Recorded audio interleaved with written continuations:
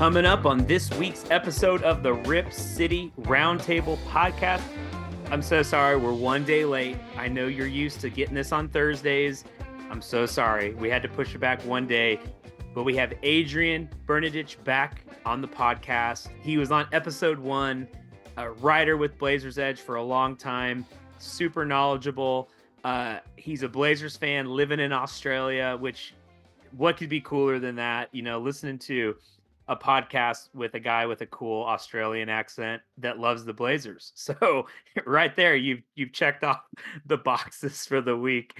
But we're pumped. We get to touch on some cool topics. We have a great segment lined up that gives us a little bit of a look back, you'd say, on this season. And Adrian gives us his top 5 of a certain category, but you got to wait till you get to the interview before you know what those are. We had a little bit of a technical difficulty in this episode. There's about 10 seconds. It's not too bad. Our editing team does a great job. We'll try to clean that up for you, but there's a little bit. But hey, that's what happens when you're talking to somebody who is living in the future. He literally is in the future down in Australia. So, but it's a great episode. Loved having him back on. He's our first returning guest, which is really cool to have on the Rip City Roundtable podcast. If you've been keeping up with the team of late, the Blazers are officially in that mode of Malcolm Brogdon still hurt with quotation marks, Jeremy Grant, DeAndre Ayton, Anthony Simons, Shaden. Who knows if we're going to get to see Shea at any point here in the end of the season. It's the rookies' time to shine. The Blazers, we're not bashful, man. We're throwing out our guys. Scoot, Reith, Murray, Tamani. Like it's game time. We got the rookies playing, and it's been fun. It's been good to see these guys develop. Have we been winning? No, but that's okay because we need draft pick status. We need to move up in the draft board. So it's okay if we're taking some L's. Let's finish the season strong.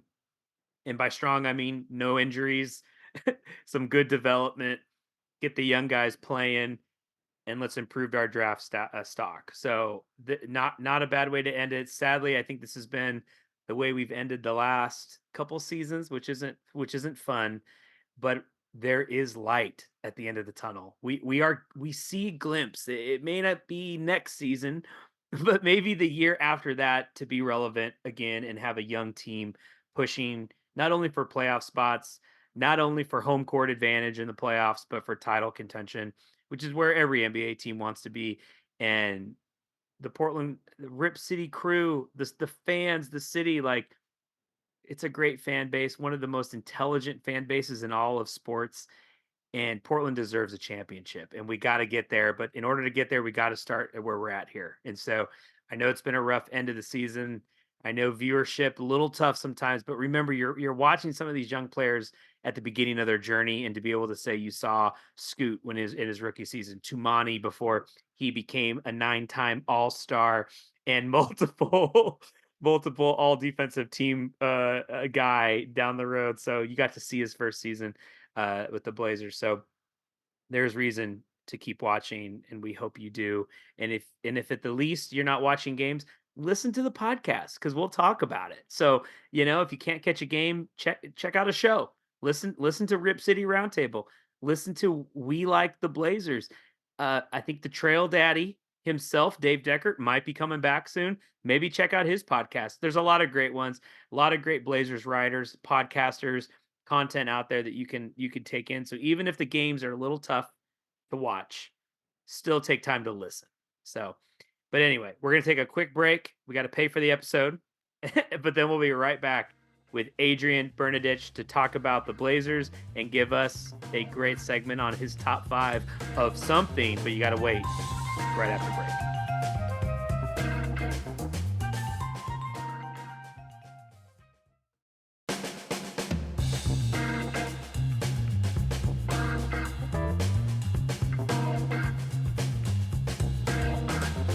All right, everybody, we're back from break, and we're here with the man, the furthest away Blazers fan on the planet, Adrian.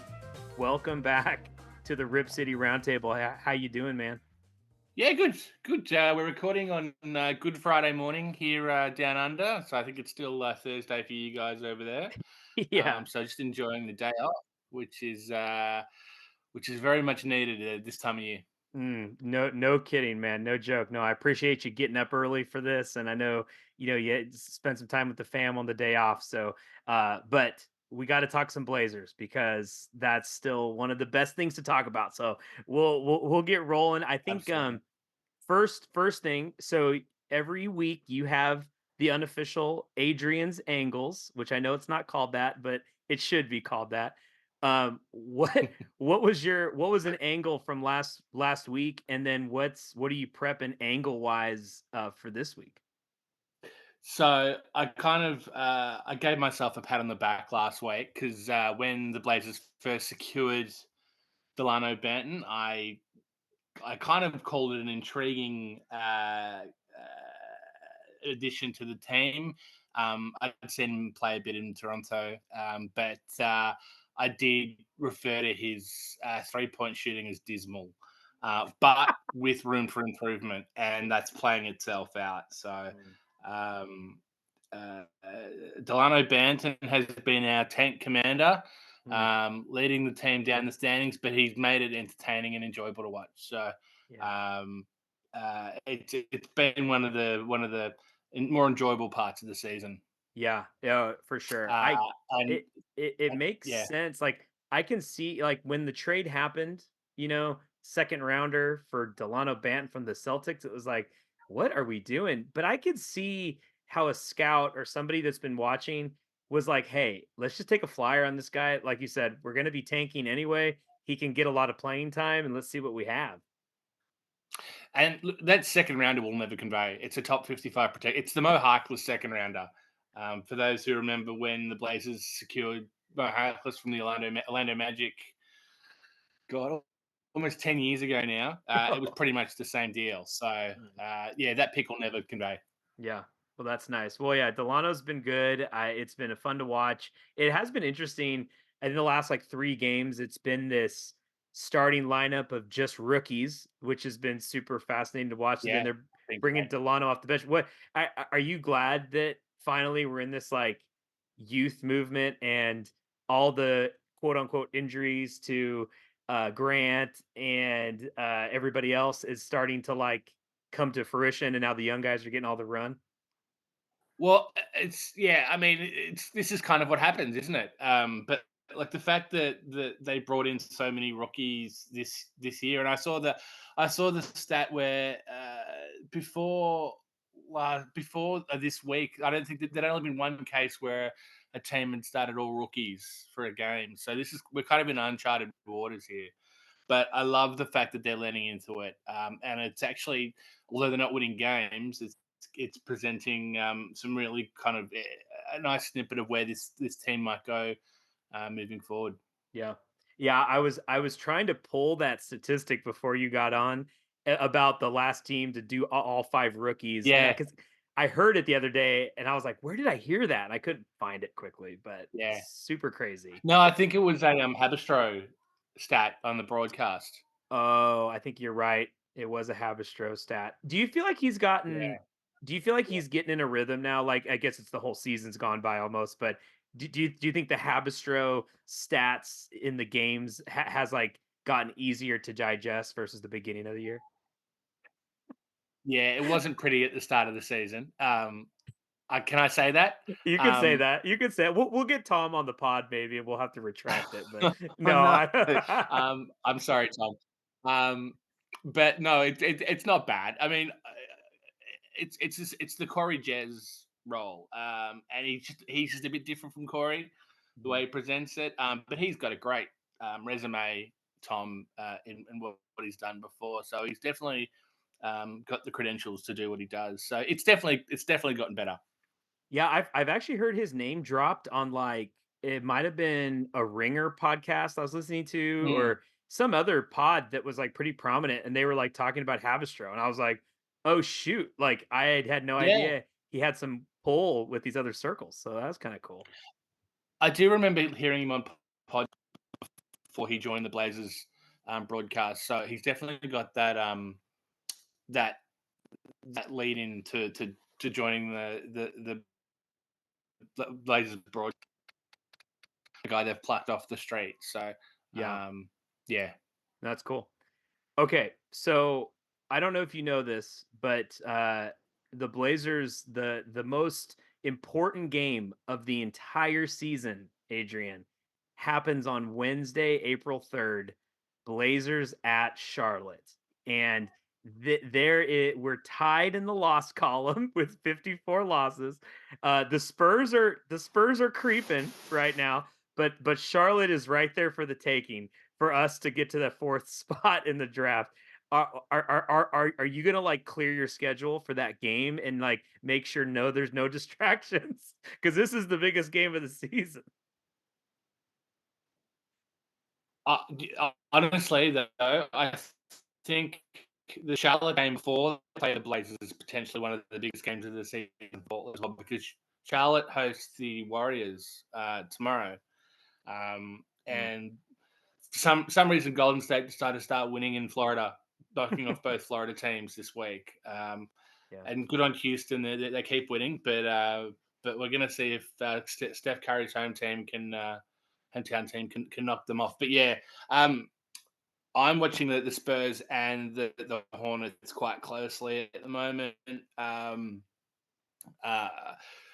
Depending on what some people say, this draft class isn't great, so there might not be the motivation to lose as many games. But for the Blazers, I think it's crucial to see if they can get to at least the third or fourth worst records before the end of the season. Yeah, I mean, you just never know, and then can this pick be packaged later or something like if you have the opportunity to get a better pick, why not? Even in a week draft. Uh, are you surprised like Wemby is still playing right now? Like, do you think Popovich will play him throughout the end of the year? I don't think I think it's Wemby wanting to play. I think from the sounds of it, he's got that competitive drive, and I think it's going to be hard to sit him because I think he wants to play. And I mean the Spurs have their own issues, but I think they need to get moving on building a team around him this off season because I don't think he's the particularly patient type of player from what I've heard. Mm, yeah, well, and I think when you have that kind of skill set, and if I felt like every game, every night they played, I'd get an alert on my phone saying first rookie Yeah, to do this and first rookie to do yeah, that, and it was like, what the heck? Uh, yeah. so if you had to put money on it right now, what draft pick are the Blazers going to have with their draft pick? What position? I mean, I'm the eternal optimist, so I'm going to say one. Yeah. I'm going to say that they win the lottery. Alex Sarr is coming to Portland. Yep. He's going to get some tips off his big brother on the places to go in Portland, and it's going to be gravy. And you put him next to DeAndre Ayton, and that's your front court of the future. So yeah, why not? Number one. Let's go. Number one draft or number one pick. I like it. I like it. Okay. All right, Adrian. I prepped you Yeah, for this segment before we came on. This year it's been a grind to say the least. But there are some good storylines. And so I asked you to give me your top 5 storylines from the 2023-2024 Trailblazers season thus far. And so let's just dive in. I want to start number 5. I want to go the least to the best or whatever. So give me your fifth best storyline from the season so far. okay, so I'd prep this from 1 to 5, so now I'm going to have to go backwards in my Yeah, go mind. backwards. Go Um, backwards. Go backwards. It's Jabari Walker Okay. for me. It hasn't been consistent, but he's shown that he's stepped up on a really solid rookie season, and he's shown that he knows what his limits are. And he plays to his strengths, and it shows a lot of maturity for a guy who's still only got 21, 22. So Mm. I think every team needs role players, and if you can lock them in at a young age, I think that's great. And obviously, the Blazers let Trendon Watford go 12 months ago, we assuming to pave the way for Jabari, and I don't think he's let them down. So Jabari is my number 5. All right, I love that. I love getting Jabari in the top 5 there. I think I had a dream the other night where, the I always say, you might do this too, where like, the Blazers are down 1, who's getting the last shot? And forever it used to always be Dame, right? It was just because you just saw it all the time. But in this dream, it was like Shaden's covered, Simons is covered. Who gets the last shot? Jabari. And just Mm, drains along 2 for the win. And it's like, and I woke up, I was like, did that happen? And I couldn't remember. Maybe there was one game where maybe it was some clutch free throws. I think Jabari has it in him to not yeah. only just be the role player, but I think he can hit some clutch, let's say clutch plays at the end of games. That's in his DNA. Yeah, absolutely. And those putbacks are just, I mean, that's part of his DNA, and that comes in so handy, especially in tight games. Yeah, So absolutely. I feel like he's bet. Do you remember Samaki? Is it Samaki Walker? Am I saying his dad's name right? I don't, He given put that the internet wasn't really helpful for me in the early 2000s. True. He played for the Lakers. I I remember. I don't have much. Yeah, I don't have much knowledge of him. Okay, Sorry, no. Jabari was better. He's better than his dad already at 21, 22 years old. So Already. yeah. Oh yeah. Yeah, right. Hands Okay, down. All that's right. good. Give me number 4. What's your 4th storyline for the season? So I'm going on a different kind of course here. So my fourth is Jeremy Grant, and that's going to be a bit of that might be a surprise to some of the listeners, but Jeremy got paid over the summer. I'm not sure whether you remember. 5 years, Yes. $160 million, Yep. and for a lot of people outside of Portland, and perhaps in Portland as well, thought that was a lot of money. But Jeremy's earning that money. Um, I know that on a recent pod, Bill Simmons, they did the worst contracts in the league, Mhm. and I think Joe House said Jeremy Grant's contract is one of the worst in the league. And Bill Simmons, of all people, supported Jeremy and said it's a lot of money, but he's definitely playing to that contract. And Yeah.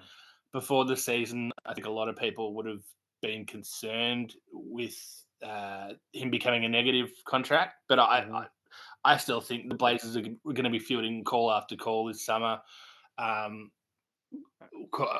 from teams wanting his services, and I think he's led the way, especially when Ant was out, and DeAndre wasn't playing as well. And some people don't like the way he plays. Obviously, Yeah. there's a lot of ISO ball, but you need someone who can actually put the ball in the hoop when no one else can. And I think Jeremy has shouldered that load and met that contract.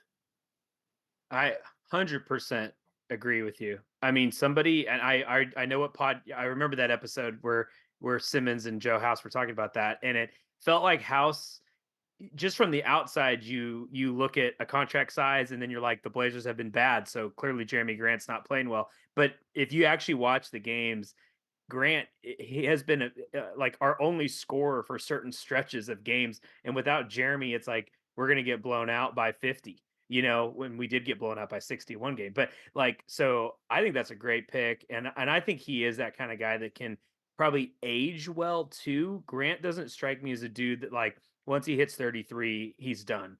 I think his game Mm. can age well because of his length and he can shoot his defense is always I do sometimes feel like he's overrated as a defender in some ways, but Jeremy's been asked to like be our only real scoring forward this year, and I think he's done a great job. So I love that. That's a sneaky 4th pick, Adrian. That's good. Okay. Yeah, I struggled with that one. I think the top three are a lot more obvious. So Sure. at three, it's the man of the hour. It's Delano Banton. I know there's a lot of recency bias there, Yeah.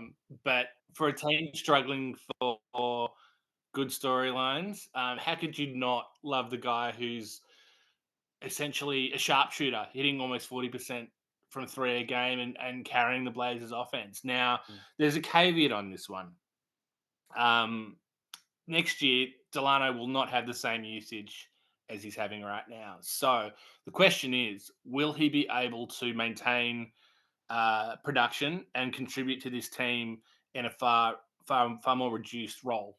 But as far as storylines go, and kind of taking the bigger picture of when the team decides to kind of start playing well again, and I think they stole him from Boston because he wasn't getting much time, and he's become the team's leading offensive threat. And I mean, he's not a terrible defender either. So Yeah. I'm gonna I'm gonna throw Delano in there at 3. I was gonna say I love that, and I think remember last time we talked, we compared him to Sean Livingston, right, for the Mm, Warriors, yep. and Livingston could come in, give you 20 minutes, and those would be super efficient minutes. And I think Delano can do something similar. Obviously, he's young and he's more athletic than Livingston. And so, but can Delano come off the bench and make that impact in 20, 22 minutes of play?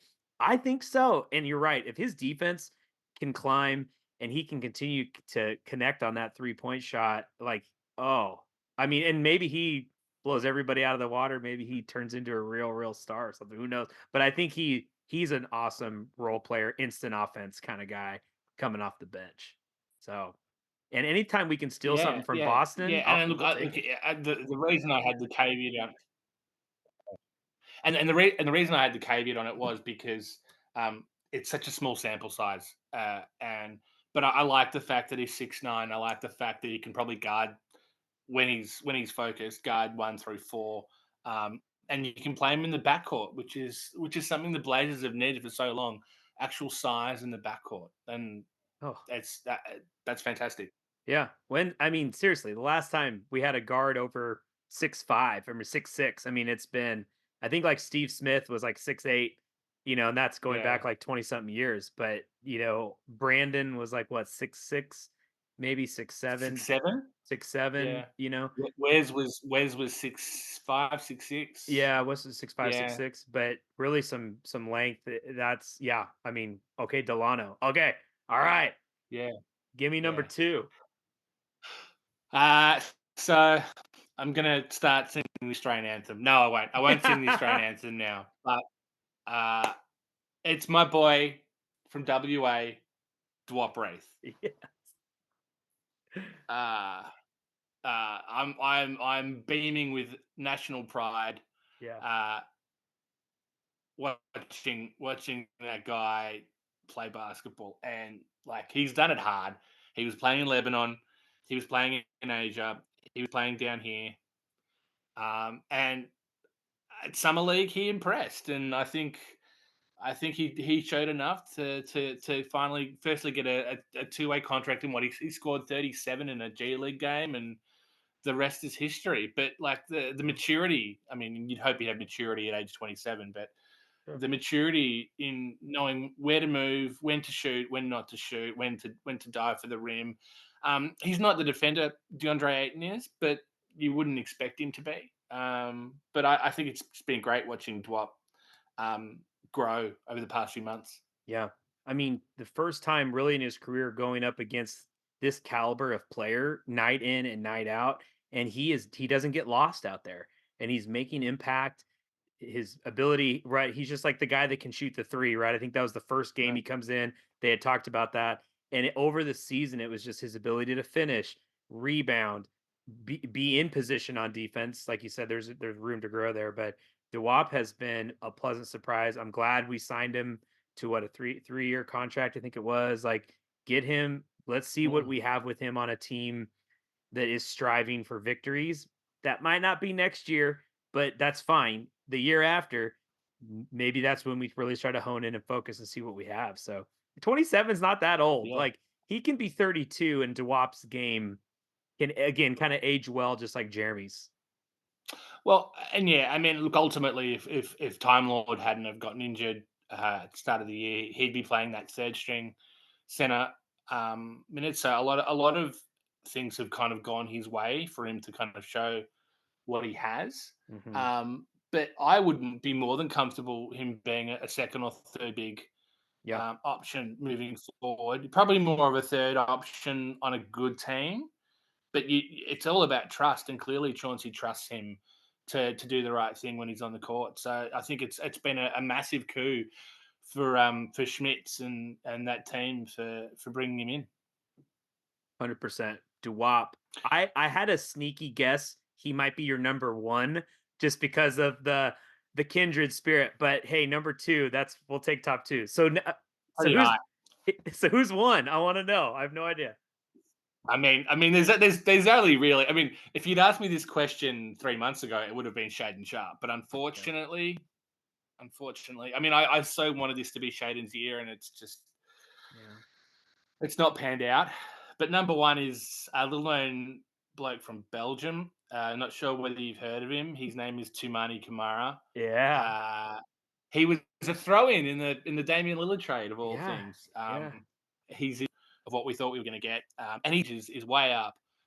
And he's been a phenomenon on the defensive end, and if he can kind of round out that offensive game, then he's a rotation player plus in this league, and the Blazers have done a lot of good work in kind of getting guys like Rayon Repair and Tumani Kamara and Chris Murray, who I really wanted to get into this list as well. In guys who you can see have the potential and just need time to develop. So I had to go with Tumani because Tumani has just been a revelation this season. 100% agree. I think if the list was who is the who cannot be replaced on this team, it's Tamani Kamara. Like, let's say Shaden was healthy, you have three, him and Simons and Scoot. You have three guards. You kind of they're all different, obviously, but they can be elite, or hopefully it can be elite. Tamani is in a class all on his own right now. As far as in the Blazers, you take him out, there's not really a replacement for him. Matisse can bring a little bit of that defense and play the passing lanes and stuff, but Tamani just has that second gear or third gear, whatever gear you want to talk about. The other night, like he was what was 6 for 6. Forget what game that was or if he ended up that way, but like that offense is coming, Adrian. And when Tamani Kamara's offense is clicking, dude, you get out of that man's way. Do you remember the conversation we had last time we were on the pod? I Who I would Tamani Kamara, Jabari Walker make an All Star team? I do. I still don't know whether he's an All Star. He's probably not, but Yeah. hey, I'm not saying no. If the Blazers were first or second in the West and he is averaging yeah, I don't know, 18 points, 7 rebounds, Yeah, 4 assists, 2 steals, 2 blocks, something like that. That man would make the All-Star team. They have to.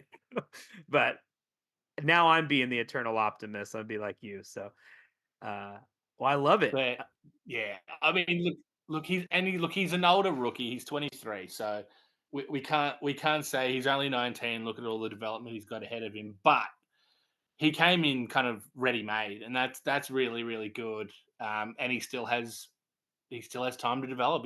I'd love to see where he's going to be in say 2 or 3 years because he's got that he's got that time under his belt, and um, he can really implement that. So he's definitely going to be on this team next year and probably the year after, unless obviously there's a trade. But Tamani's definitely been the highlight for me this season. For sure. Me too. I love that. Okay, so recap. You have number 5, Jabari Walker. Number 4, Jeremy Grant. Number 3, uh, Delano Banton. Number 2, your boy Duwop.